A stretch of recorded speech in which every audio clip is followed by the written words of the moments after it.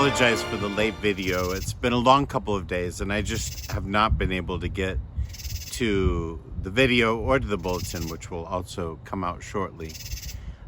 This Sunday, we begin a very special journey. We'll turn our eyes because Mark's Gospel, which we read in year 2, is a little bit shorter. We have the opportunity to add John chapter 6. And so we'll take the next few weeks to work our way through the narrative in John's Gospel about the body and blood of the Lord, about the Eucharist.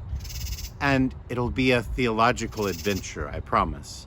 But we start simply with the multiplication of the loaves, which in fact is the only miracle that is told in all 4 gospel accounts.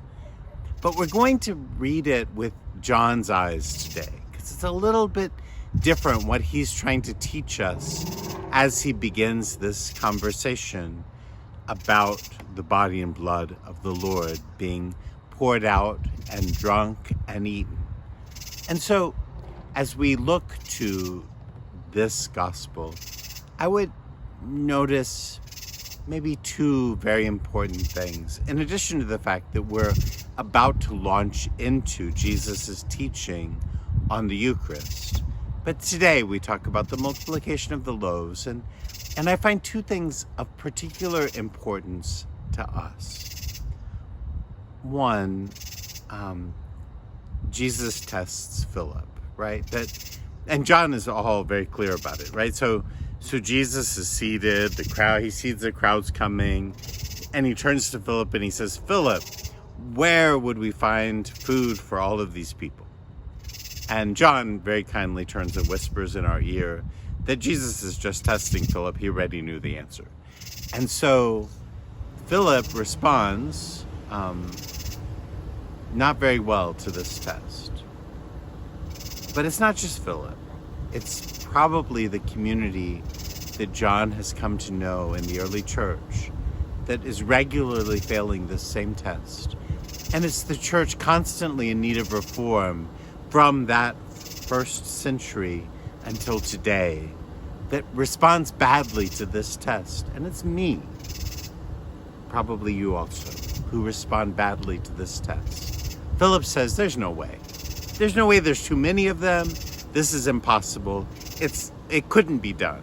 Like, with resources well beyond what we have, there's no way to do this. There's no way to show the Father's love. Like, that's crazy talk.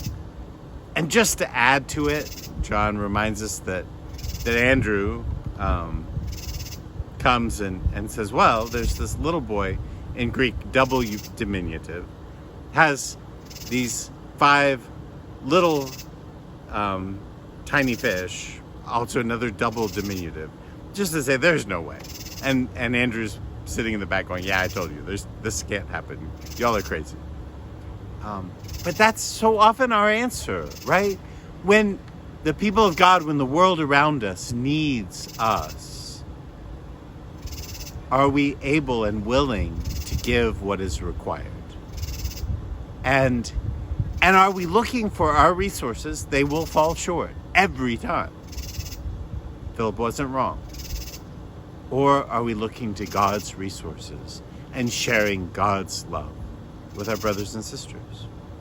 The first, I think, important step, if we're going to look at the multiplication of the loaves in light of Eucharist, is this first test. The second test will come at the end of the gospel, when everyone has participated in, become part of, witnessed this great sign. They abuse it. And it's a test that I also struggle with, and that as a church we regularly fail with. It's so easy to say, like, I'm faithful, I'm doing what's right. God, you owe me something. God, what are you going to do for me? And Jesus is asking the opposite. He says, I am showering this love upon you. What are you going to do? Right? He asks Philip, what are you going to do?